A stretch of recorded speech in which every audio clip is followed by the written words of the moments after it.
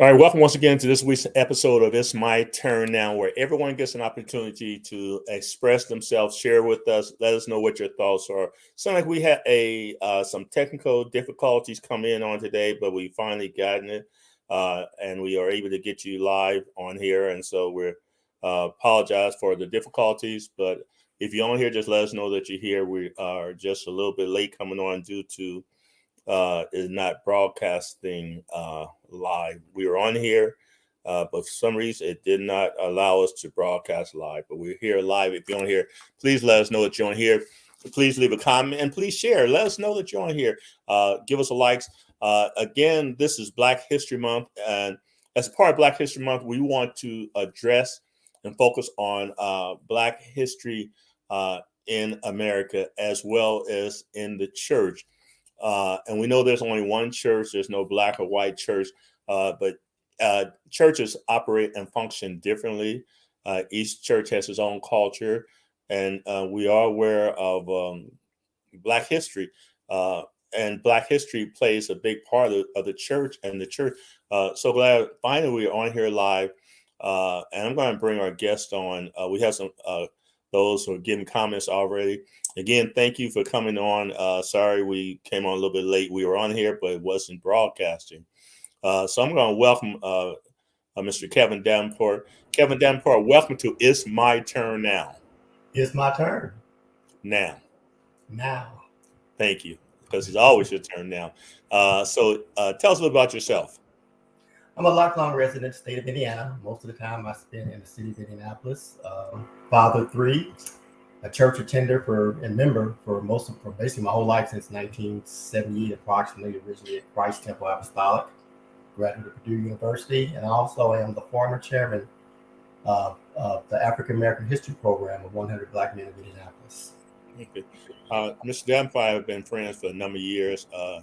I was the one to actually introduce him to the church, and our lives have intersected in a number of ways, including introducing him to his wife. So we go back a long way. So, Sister Dolly, God bless. I'm sorry, what was that? No, I was just joking. Go Don't ahead. get yourself in no trouble now. That's Your all wife right. coming there. I want your wife coming there and throwing that at you now. If I hear some dishes breaking, I know what's going on. God bless Sister Dolly. Welcome. It's my turn now. Um, Sister Walton said, praise the Lord. I see you now. I'm glad that you're able to see me. Sister Walton said that she shared.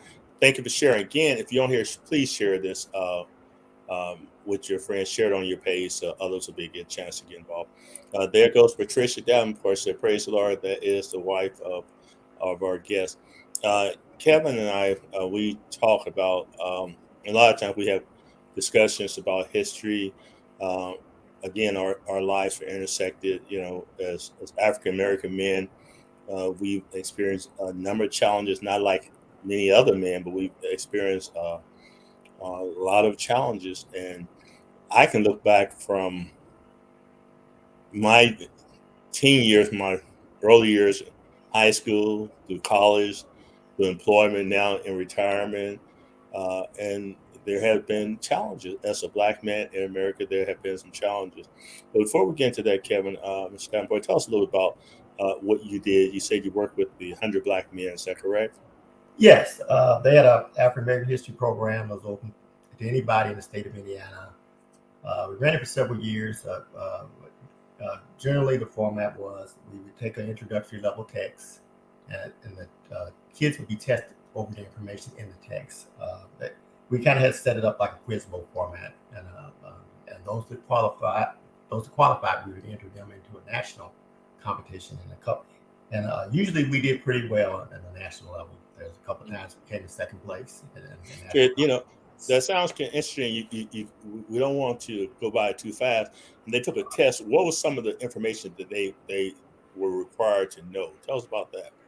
Well, generally, most texts that we would study that would be recommended by the national, they generally start off. We generally start our program with information from Africa because that's what we are. We're Okay. transplanted Africans. Matter of fact, we were adding them out. One of the co-chairs that was participating with the program was Dr. Pat Payne. She's Hmm.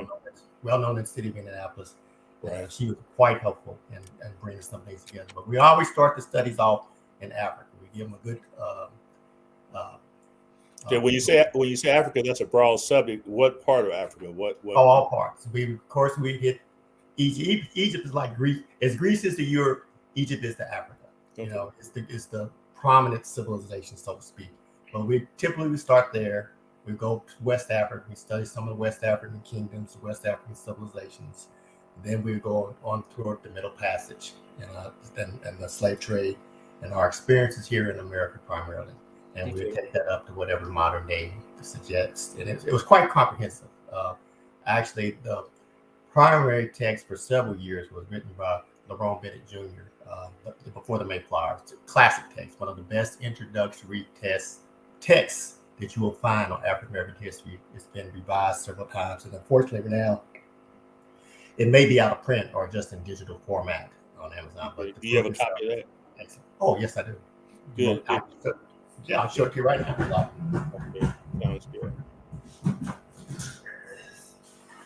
Now, those who are watching, if you have any questions, feel free to share those questions with us. We want to get into detail more about the Black History Church. So, if you have any questions, okay. Before the Mayflower: History of Black America. Very good. Yeah. And who's the author of that book? Lerone Bennett Jr. He's deceased now. Okay. Do you know how, if a person was interested in getting that book, how they could get the book? They may still sell it on Amazon, but one of the ones that are more recent that I'm currently reading is this text right here. It's by Michael Harriot, Black AF History. I'm halfway through it. It's a good book. It doesn't cover some of the things that Mayflower covers, but it's still quite good for introductory text on subject.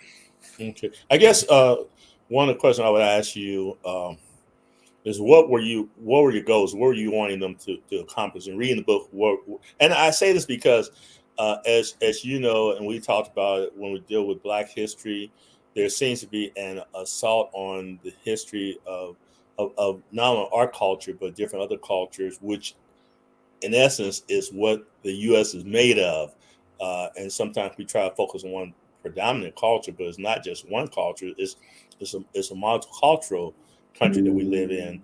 And so I think what would you say to the person who says, well, we don't really need to know too much about Black history? Well, I would say it would be three things. First of all, history is critical to identity, especially for a numerical minority. It's critical to your identity. Another thing you get from history. Okay, you're talking. We want you. I mean, you say it's critical to our identity. Tell us a bit more about that, because we don't want to just gloss past this, because I think you brought up a very good point. It is critical to our identity, and why would you say that? Well, it tells you who you are, right? It tells you what you have done, and your ancestors have done. That look like you, that have the same DNA as you. So it kind of gives you the realms of possibility of what you can see. We used to have a saying with 100 Black men: what they see is what they will be. And so we want them to see physically. We would also want them to dream big.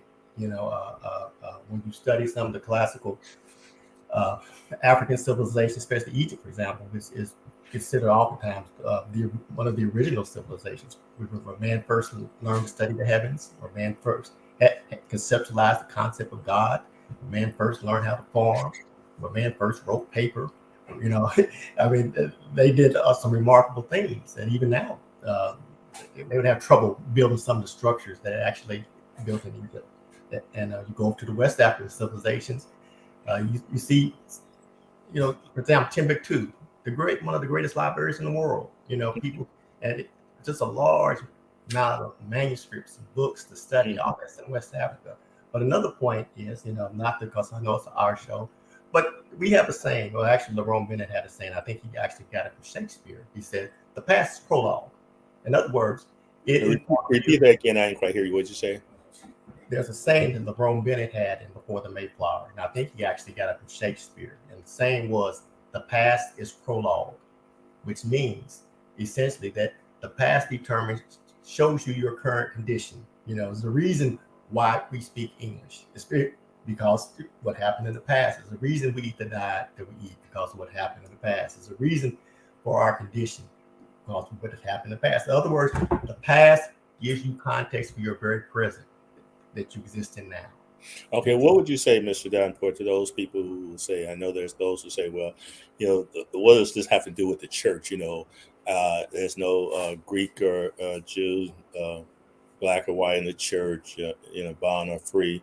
What would you say to the person who say, well, it doesn't make any difference? What would you say to that person? Well, truth always makes a difference. You learn from it, and hopefully it makes you a better person.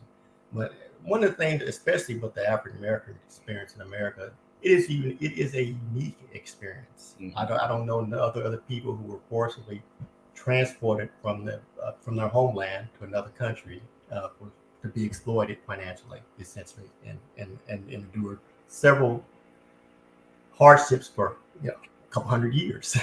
Mm-hmm.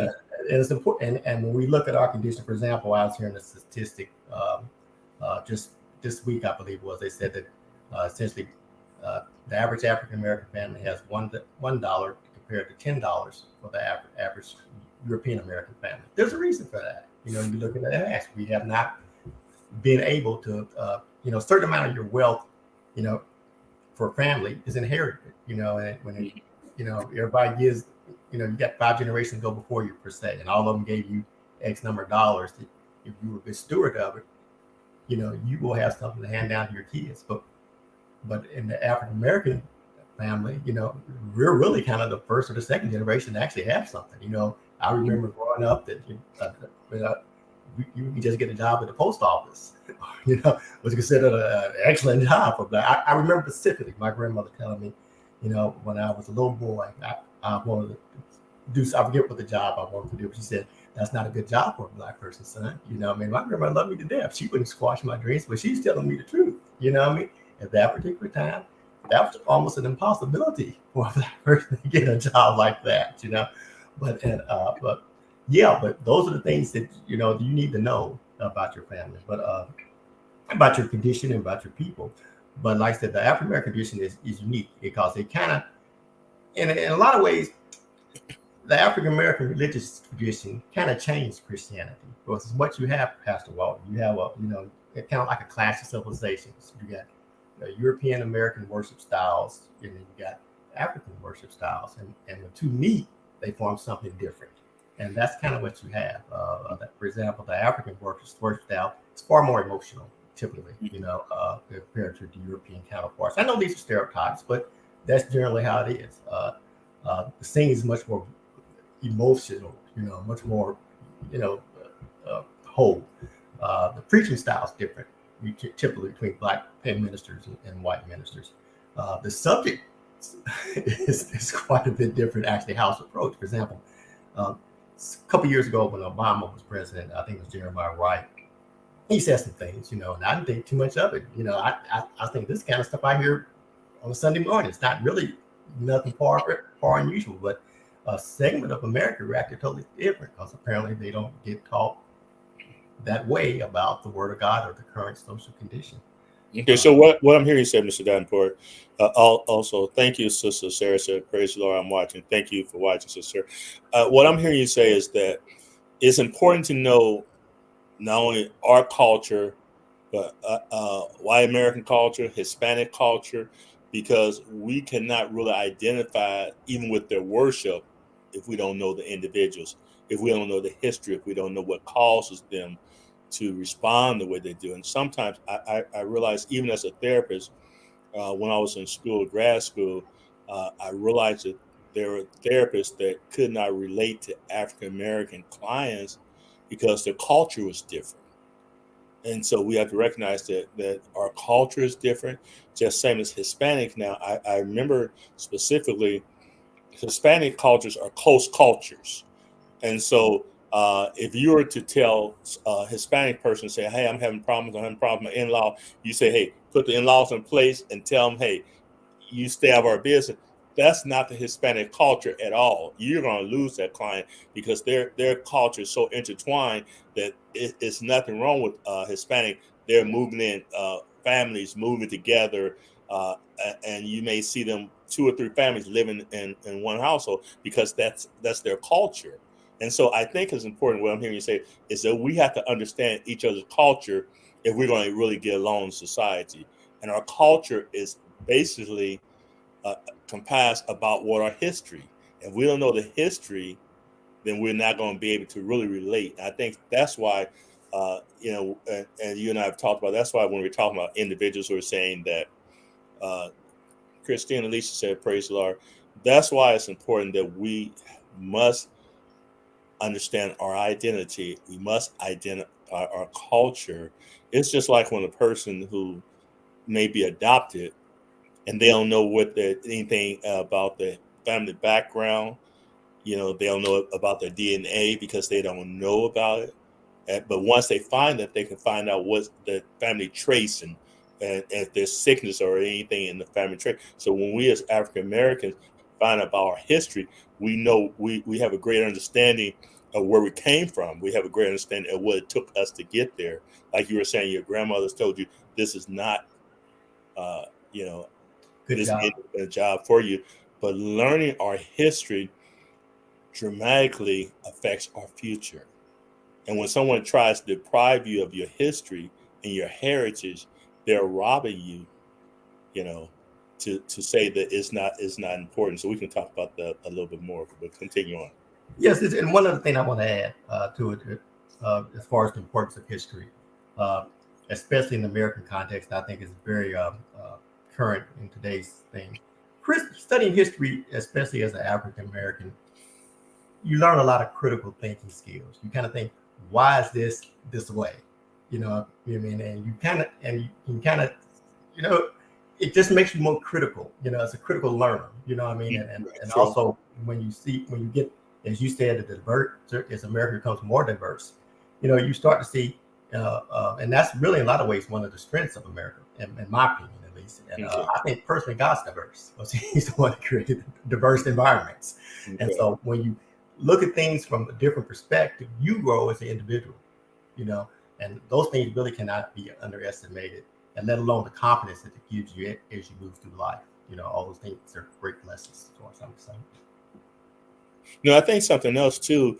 The old saying, "You can't judge a man until you walk a mile in his moccasin." Sometimes, unless you're able to understand the history of individuals, just not past history 10, 15, 20 years, 100 years ago, but 5, 10, 15, 20 years ago. Because I can remember, when I first started working at AT&T, I can remember some of the challenges. Sometimes people don't understand unless they experience it. And sometimes people, because of their ethnic culture, they may not experience some things that an African American experiences. So they dismiss it. Oh, it's not out there. Some people say there's no such thing as discrimination or racism. They feel like it's not out there because they have not experienced it. And sometimes you can't understand it. I never get years ago, this is probably about 40 years ago, you and I we went to a particular church. I won't call the name of the church. And he said, "I don't like to go to that church. So they're not that friendly, And I said, they're very friendly to me. And as we were at the church, where people were speaking to me, and I recognized they weren't speaking to you. And so it caused me to look at it differently because you look through your lens as people not really speaking to you, and I'm looking from my lens because I had never experienced that. And so many times people, until they actually experience some type of racism, you wouldn't have a clue to it. But I think what the problem is, a challenge, we cannot just dismiss things as though it's not true. I could dismiss, oh, you don't know what you're talking about. And actually that's what I thought. I said, I don't know what he's talking about, these people. But when I saw it for myself, I said, wow, that's something. So sometimes people, depend on who you're around, you won't have a clue of what many I remember in undergrad school, we were in a class. And I remember a professor, a white professor. He shared what he said. He said, "I hate to say this," he said, "but some of my counterpoints, they intentionally tried to flunk African American students." You know what that reminds me of, Bastard, when you said that? Yes. You remember the TV series Roots, the Hmm. character Chicken George, with his Hmm. coming with his maturation coming up. He first, earlier in the show in development, he was very close to European Americans, and his family tried to warn him that they're not going to quite treat you right, and then he kind of learned through the experience that that's what happened. You know, I mean, it kind of hurt him, but it changed him. But what if he would listen earlier in his life? What potential, what life it's shown him? It would have been possibly a little bit different, but we never know. But you're right. You have to experience certain things. Sometimes, like I said, people don't understand unless they experience it themselves. And unfortunately, some cultures, there are some things that are unique to African American individuals that other cultures will not be able to identify or be able to relate with because they've never experienced it. They've never, if you've never been discriminated, you assume there's not discrimination. But those who have been discriminated against, and I can remember when I worked at AT&T, I was discriminated. People said there's no discrimination. The person who discriminated against me admitted it, that they discriminated against me. And so I found out firsthand what it's like to be discriminated against. Other people wouldn't have a clue. If I told someone that this person discriminated against me, they say, "Oh, that's not true." But when the person themselves admitted it in writing, and that's something that people are not going to do. And so people ask me, well, what are you going to do about I try to effectively make some positive changes. And it's hard when you experience for yourself, and that's our history in America. Sister Sheila Davis says, good topic, appreciate this conversation, thank you for joining us. My turn now. And so we have to realize and there has to be awareness. We can't be blind to it sometimes. But we in the church, the Bible said we're in the world, but we're not of the world. We're in the church, but we have to be aware of what's out there. Because I was discriminated against didn't mean that I said, well, all white people bad. No, I never felt that way because for some time I worked in office also on African American male. Then I worked in a building where I was the only African American male when I worked in Greenwood. And I can remember them telling me, I have never worked with African American, never been face to face with an African American person.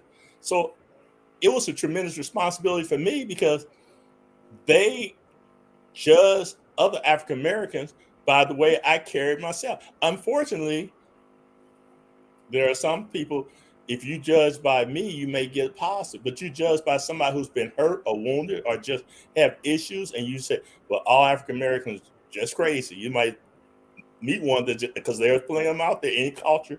There's plenty. So what are we are used to judge? And then we talk about, when we talk about this wokeness, and the Bible tells us to wake up. I don't understand. Maybe and maybe we have someone who knows about this wokeness. To me, when you tell somebody that they shouldn't be woke, you're telling somebody that they should turn a blind eye to what's going on.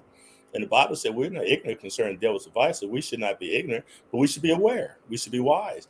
We're in the world, but we're not of the world. And so as African Americans, I think it's important to know our identity, to know our history. And I learned to respect all cultures. I developed a tremendous, great friendships. Also, on African American in the building, there's no sense of me saying, "Hey, everybody's this and that." And sometimes people have preconceived ideals. Yes, yes. I found I throughout my time I've had some white individuals have been outstanding. We have had some tremendous friendship. I've met Hispanic. We have tremendous friendships. But by the same token, I have been blessed. And I think that the more you're exposed to certain things in life, culture, you see things differently. And people, it's kind of interesting you said that, because one of my experiences with my former employer, I was in an office, and the predominant image of Jesus in America is a white guy. Okay, I'm just being frank. Okay, but I went to my supervisor's office. He was a PhD scientist. He was pretty much over the whole area. He was really high up there, but he was actually Catholic. But on his desk, he had a picture of Black Jesus, and it shocked me. Sure did. It really did shock me. One, I never knew he was religious, but a white gentleman with a picture of a Black Messiah, it just blew my mind, kind of, in all honesty, because it goes against the cross culture, and I found it really interesting. But through that experience, you kind of learned everybody's not the same. That's true. even though we do have stereotypes, we certainly have issues, and in my opinion, a lot of our issues in America are systematic. You know, but there's always somebody that's a decent person. Mm. You know what I mean? And he was out, and the time I did work with him, he was very kind, very kind. He gave me good opportunities and good raises, and I always appreciate him. You know, I think But- that's Good. No, but getting back, not to change subject, but getting back a little bit, because I want to make sure I identify things that I think African Americans have, in a Christian context, have added to the Christian experience. There's a couple, three things that kind of stand out, really. Typical African worship or African American worship, especially, emphasize certain things. And one of those things, you probably saw it overseas, because I remember you telling me, it's kind of like a ring shout, where people form a circle. They do a little dance, and that was actually done in the Americas on the plantations. I remember you shared that when you told me you went to, I think, one of the Caribbean islands. You told me. I think that Montserrat, the West Indies is when I saw. And, Brother Jeff said, I'm sorry, Brother Jeff said, "Praise God, God bless you, Brother Jeff. Thanks for joining us on the turn." Go ahead. That and call and response, the typical, when the crowd talks back to the preacher. That's strongly in the African American tradition.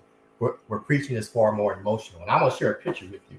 That this is from 1812, a black worship. I don't know if you see it really good or not. I don't see it. Yeah, you picked that up pretty good. Mm-hmm. Yeah. And this is the Methodist congregation. Okay, these people, they're shouting, they're dancing, they're coming out of the church, rejoicing at whatever was said or whatever was experiencing their worship. And that's kind of a sign of how Africans worship on the continent. And we kind of brought that over with us and put it in the Christian context. Because remember what I said earlier, we changed Christianity to some degree, and Christianity changed us to some degree. And that's kind of what typically what happens when you have, that intersection of two opposing forces form something new. And essentially we have added our own particular flavor to Christianity. And now it's not unusual to see these things practiced widespread among Christians, at least in America and probably in other parts of the world. Yeah, I would say this right here. I think you brought up a good point, but I think it's also important that our history allows us to know where this comes from. Like the Quakers, when we deal with the history of the Quakers, they call them Quakers, they call them Shakers. And so anytime you rob a person of their history, it's hard to understand what am I about, what is my origin, and where am I going. I don't care if it's African American history, Anglo-Saxon history, Hispanic history. It's important for me to understand Hispanic history so I can understand their struggles and white American their struggle. I think one of the things that we do, I think, in trying to take away history, and I've heard, and I'm not an expert by any far when we talk about a woke culture.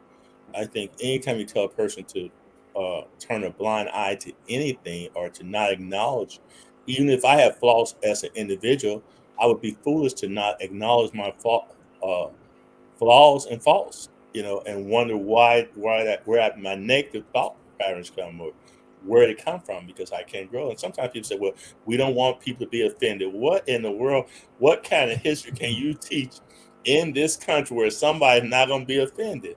I mean, if you talk about the Bible, when Jesus tells them utterly destroy, you could be offended, So when we say that I don't want to offend anybody, it's impossible not to offend. It's impossible. When we look at our history as a whole, not only the Black history, but history as a whole, there's been struggles, there's been wars, there's been one person fighting from the. You cannot.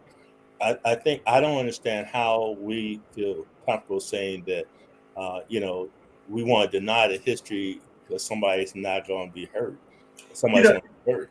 Yeah. It's kind of interesting when you talk about wokeness and woke, how the word has changed over time.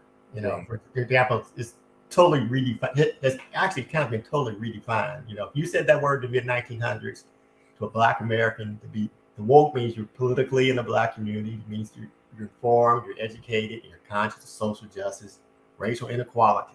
Those are the things that you're kind of. And some of the scholars have traced it back to one of the earliest use of the terms in the 1930s during the Scottsboro Boys, when a musician popularized the term and said, "Be woke."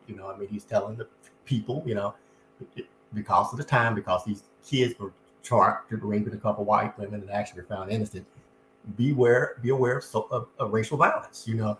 And now when you think the term, you got to kind of changed again during Black Lives Matter movement per se, that because of the death of Mike Brown, followed by Eric Garner and Tamir Rice and other people who may escape me right now. It just, you know, it means difference. It's talking about be aware. Be aware of potential racist violence, you know, and these things go on. But now it's kind of changed with the advent of Ron DeSantis. He kind of redefines the word. You know, now it means the belief he's against the belief that there are systematic injustice in American society, and since he doesn't believe systematic injustice exists, you don't have to address them. And then he kind of put in a kind of a gay agenda in it and just gave it all an umbrella. You know, says all wokeism. You know, it's a totally ill-defined term that doesn't make much sense. It doesn't hold up to scrutiny. So I think that's important because, again, when we deal with history, throughout history, people have tried to redefine what's true.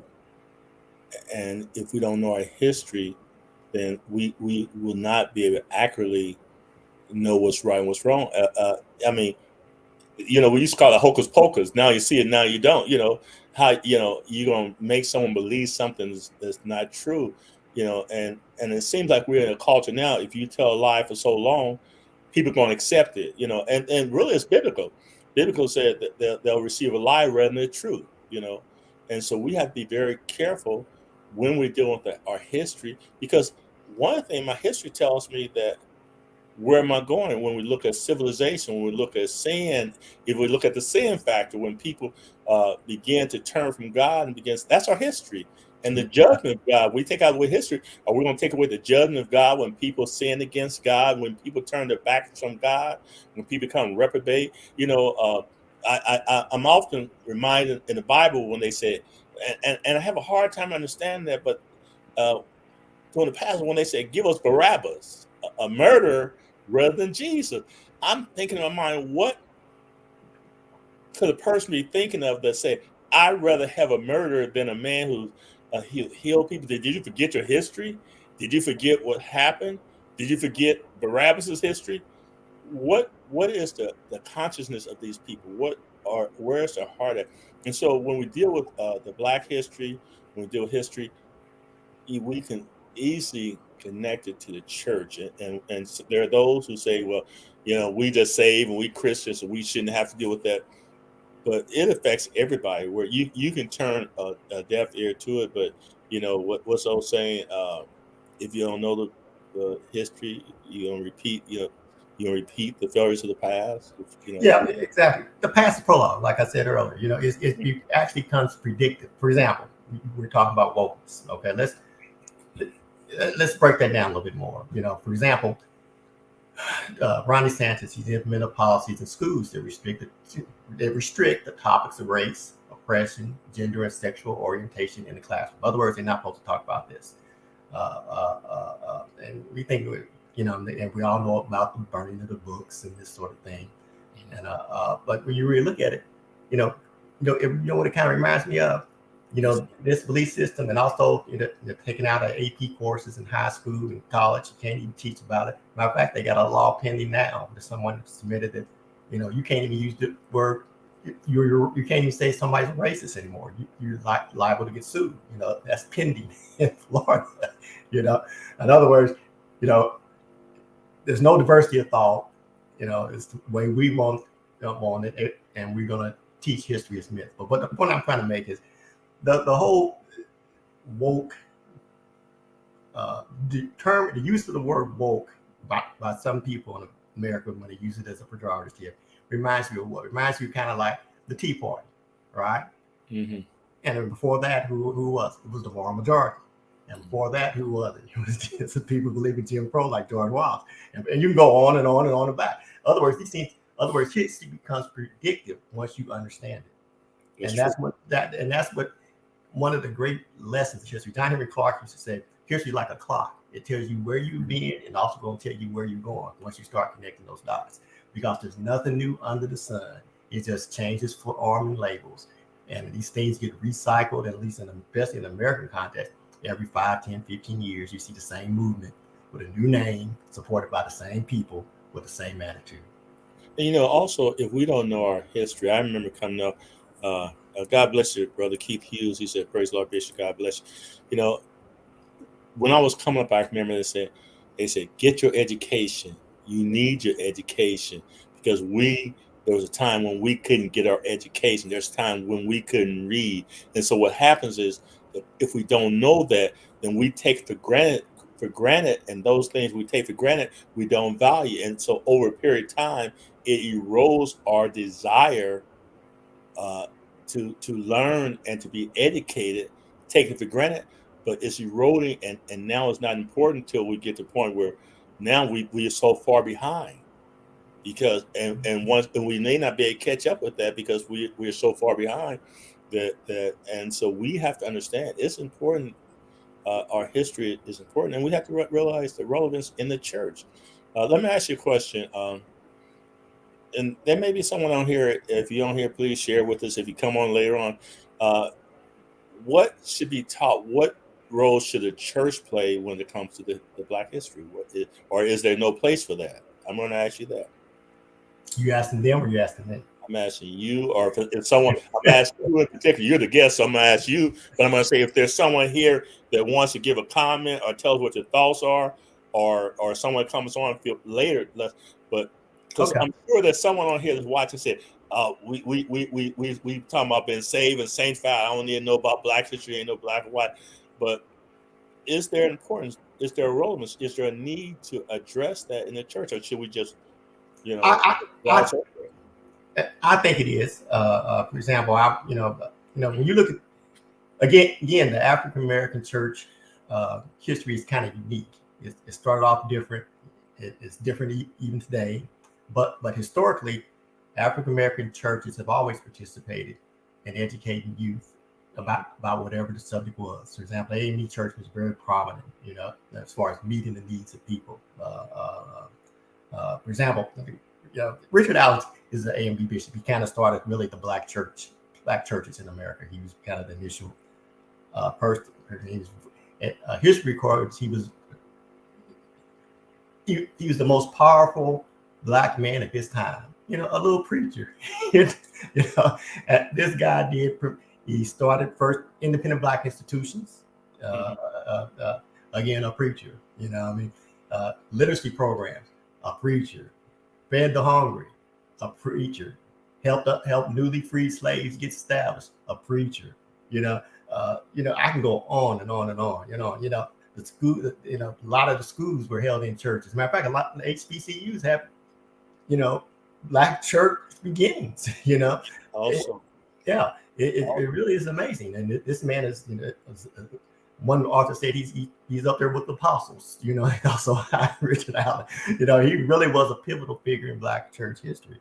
But to answer your question, certainly, I think is normal for our particular pattern for black churches to meet the needs of the time. And one of the needs of the time is literacy. And literacy includes history. It's a reason they teach you history from third grade through high school. They're trying to form a certain identity to you. And apparently they don't want you to know your history because it'll form a certain identity in you. They're threatened by it. They shouldn't be, but they're threatened by it. And I'm going to say this right here. I think I'm going to just be honest. If we're honest about history, I think we have to be honest. When I see these young men going around with the pants hanging down, and me and them think that's cool. When we think about our history, where we came from, I know the young people have different cultures, but when we know about our history, then we should have more pride in ourselves. And I know there's a certain type of expression for ourselves, but we have to be aware that that people have to be taught that you're important, that you're valuable, that you're heritage. And when you realize that you are a royal priesthood, from a spiritual way, royal priesthood, a holy nation, peculiar people, when you understand your relevance, your importance, your history, that you come from a royal priesthood, royal lineage, then you carry yourself differently. when you know where you came from. And Certainly, certainly. I think that's important to know where you came from and to be able to identify with that. And so we have to really, and as you were saying earlier, the church has been influential even in mental health and dealing with every culture, dealing with a lot of times, if it wasn't for godly Christian men, women, black and white, we wouldn't have had a lot of the advances because there are black and white people that work together. White people say, "Hey, I see the struggle and I recognize and I want to support them." But when we're able to identify cultures and identify the struggle, because there are those who identify with our struggles. There are white people who were killed trying to advance, equal rights for minorities and everyone. That's part of our history.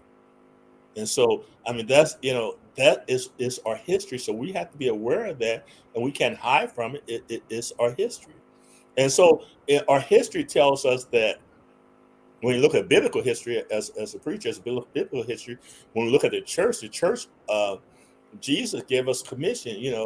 Uh, the love thy neighbors thyself, feed the hungry, the poor, and that's what's the role of the church and the Christian. If we know the history, we knew that's the history of the church, to take care of the poor and poor. But now we have people in the church that we're not concerned about people. So if you don't know that is part of history, then you can identify, well, we don't have to help them. And so when you whitewash our history and people don't understand where they came, even the church history, then you can value. And if we don't understand what's going on, then we'll be lost, because it's a church. It's a church today. The church focused as it did years ago. It's a church focused on loving people, helping the poor, feeding the widows and those homeless. The church is, in many ways, have taken on a totally different culture. And so I think we have to have conversations like this right here. Yes, yes. So we can go. Yeah. We didn't go into full details. A lot that we can do. Go ahead. I'm sorry, my turn now. But one of the things kind of interesting that even getting back to this wokeness, one of the roles that a lot of the some of the churches in Florida, black churches in Florida, take on. They've taken on the role of teaching history.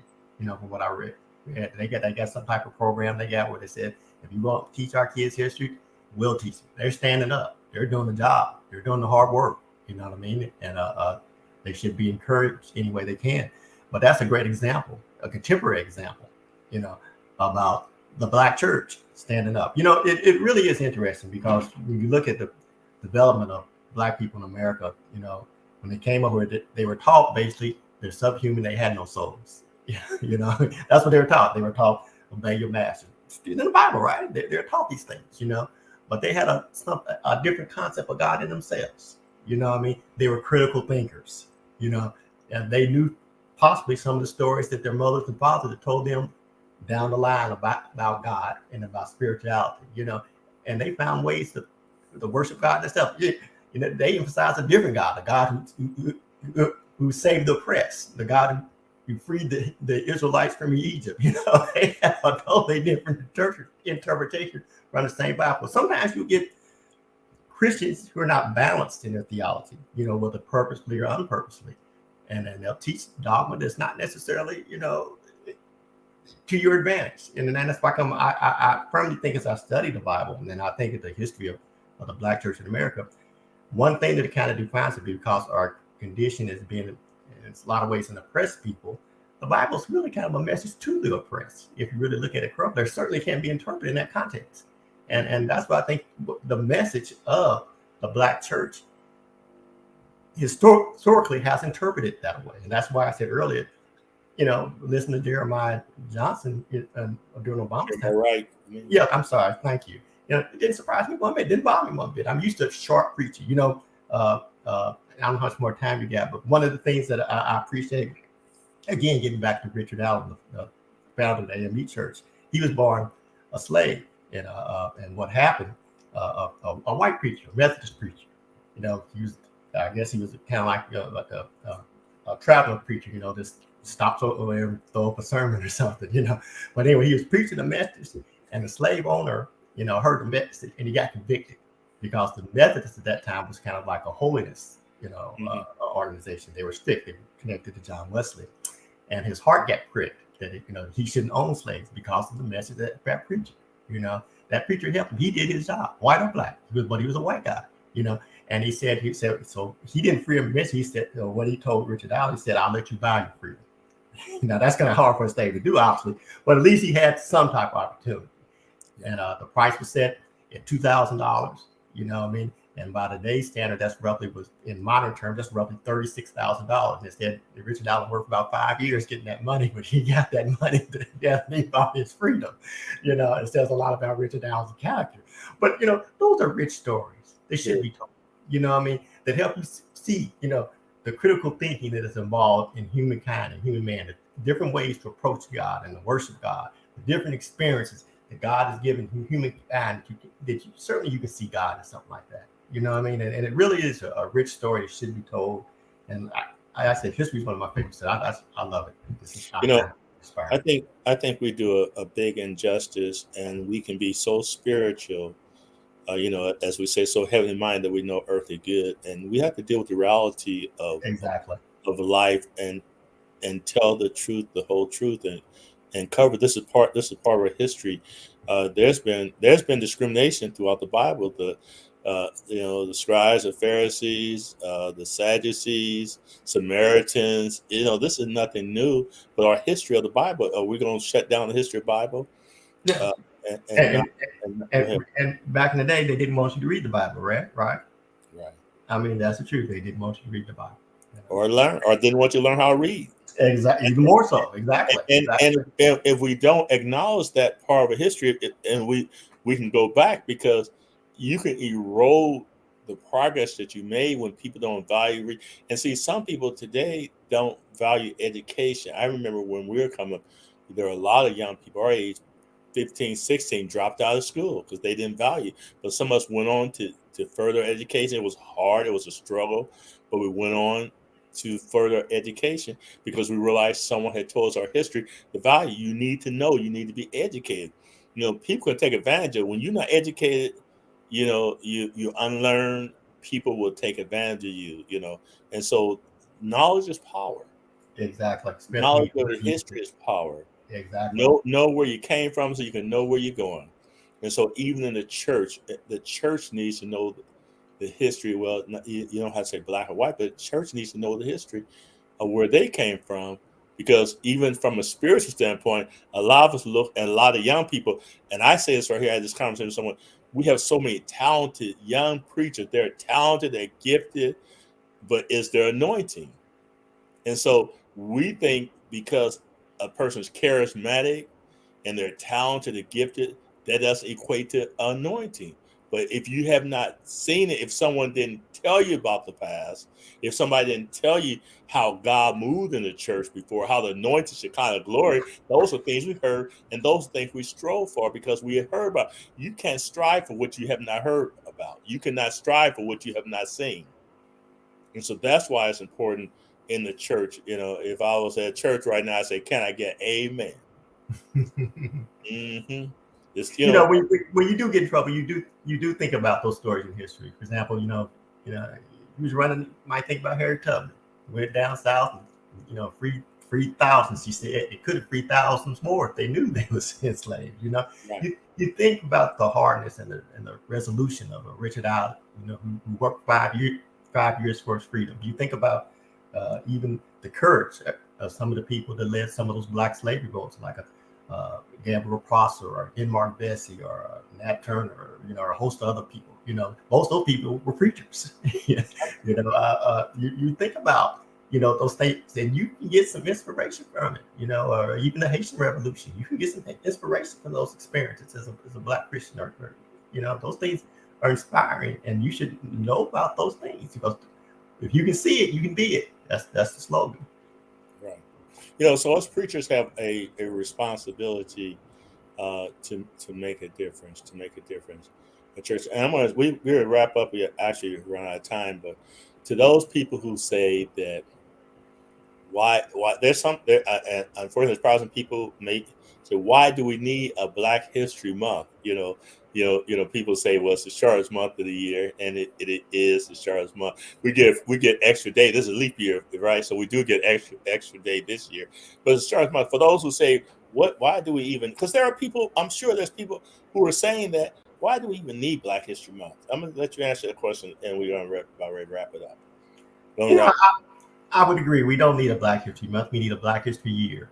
Okay. And that's how I look at it, and for the reasons aforementioned in the show. History tells you, history is prologue. It helps you interpret the present. And that's very important. And also, it's like a clock. It tells you where you have been and where you are going, looking at the current conditions. And history is inspirational. It sharpens your critical thinking skills. And it also represents the diversity of thought that's everybody's created, because he created us. He created the Hispanics, the whites, the blacks, the Chinese. All these people approach life differently to some degree. It's not meant for everybody to be the same. Sameness is not. It's not what I see in nature. I see diversity in God, and diversity of thought, and diversity of ways of doing things. Don't get me wrong. Right is right, wrong is wrong. But you can approach things differently. You can see it differently. You can interpret it differently. And that's what I think makes life a much more richer experience and glorifies God. Yeah, and I think too, we can get so relaxed and say we made it. We made it out the backs of people in the past, and we don't realize that we can get so comfortable. And like I said, when it comes to Black history and talking about, we've gotten so comfortable, we take it for granted. We take it for granted of the Martin Luther King that were killed, and different other activists that were killed and murdered and hung, and couldn't go to college. And I can remember, you and I are old enough to remember back in the George Wallace days when they were standing, didn't want African Americans into certain schools. So and now we have freedom to come into almost any school we want to. But our history, if we didn't know that, we will not be able to appreciate and value it, because we just take it for granted. And so when you know, it calls you to value it more. So I want to continue this subject. If you like this subject, give them hearts and lights and let us know. There may be those who say, well, I don't know why they talk about the subject. I think it's good not only to recognize. I'm all for when they have Spanish American, recognize. It's good to know about the heritage. It's good to know about all this makes us what we are. So I think it's good. Yes, sir. Yeah, just on the clothing that you mentioned, that on the Azusa Street movement, people think it was just oftentimes people think, can't say everybody, that it was just a black and white type thing. But you had a lot of Hispanics involved in the thing. Right. They and a lot of people don't know that, because they don't have that story, and they bring a certain richness to it, and I just thought I'd throw that in, because sometimes it's not well known as it should be. Well, listen, Mr. Danborough, last question. How do you think you working with 100 Black men, and first of all, influence you, and how do you think it influenced young men that participate in the program? Well, it sharpens them up. I think it makes them more confident. It certainly gives them more critical thinking skills, and that's one of the things that's often reported in our post evaluations.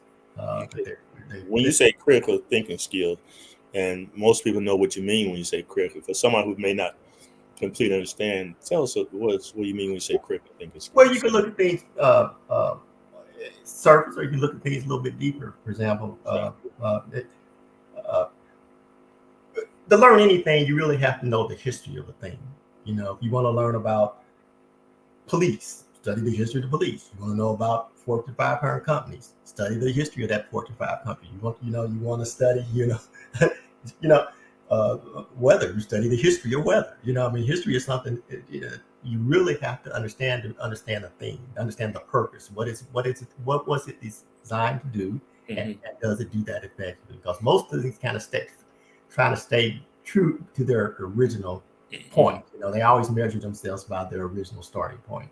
And so what I'm hearing you say when you talk about critical thinking is saying you're going to dig beyond the surface, not just going to accept as top. Exactly. I'm digging. I want to find out more. You said this right here, but why do you say this? Someone say if someone tell you go to the store and get some sugar, and I want you to take it in an upside down cup. Why are you saying this? Critical thinking is that I don't just accept it. I want to know more. Tell me why what this originated. It calls me to think deeper. Well, oftentimes, when you deal with the young people, sometimes you have to wait for the fruit to take place. For example, when you're 17 or 15, because the target age for that particular program was with seventh and eighth graders and high school students. So I got kids ranging all the way from 14, up to 17, 18, so they're going to blossom at different periods of life.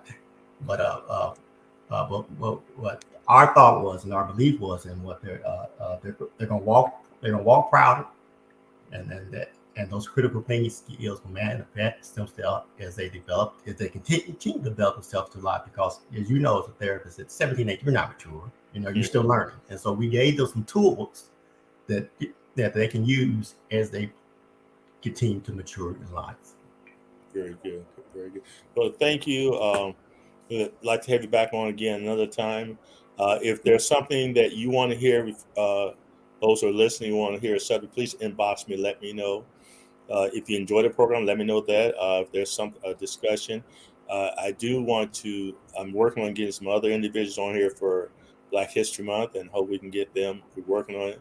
But I think it's a very interesting subject, and I appreciate you taking the time to just share your insight and your experiences. And appreciate those who came on here. And again, a lot of times I have individuals who watch the program after it goes off.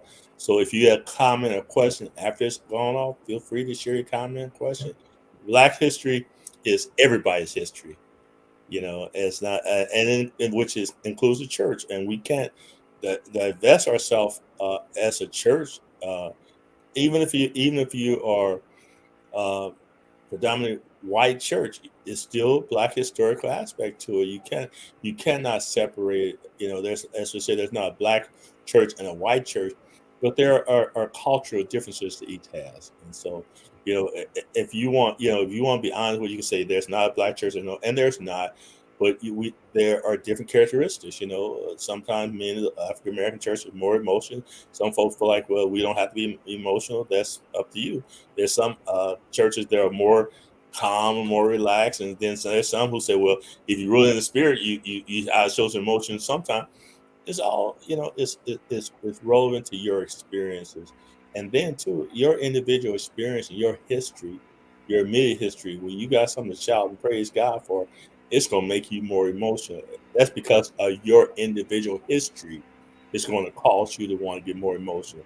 And so that's because of experience. And when you go back, your history, your grandmother and grandfather know that they were slaves, and know that they were able to advance, it calls you to value yourself and appreciate where you come from. So I think that's history. Can't separate ourselves from our history. We can try to, but we can't separate. You can hide my history, but I still have a history.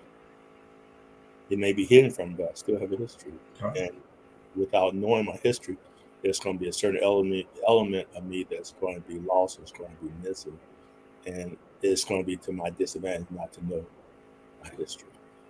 So listen, thank you again. Thank you each and every one. Don't forget to join us next week for another episode of It's My Turn Now, where everybody gets an opportunity to express yourself and tell us what's on your mind. I know it's a sensitive subject, but I have no problem addressing sensitive subjects. There are probably those on here that probably have ideas and thoughts, but they may be too spiritual. We ain't gonna talk about church. We just gonna talk about Jesus. Well, they dealt with Jesus too, and we just have to be realistic. There is a place for a dialogue and a conversation for this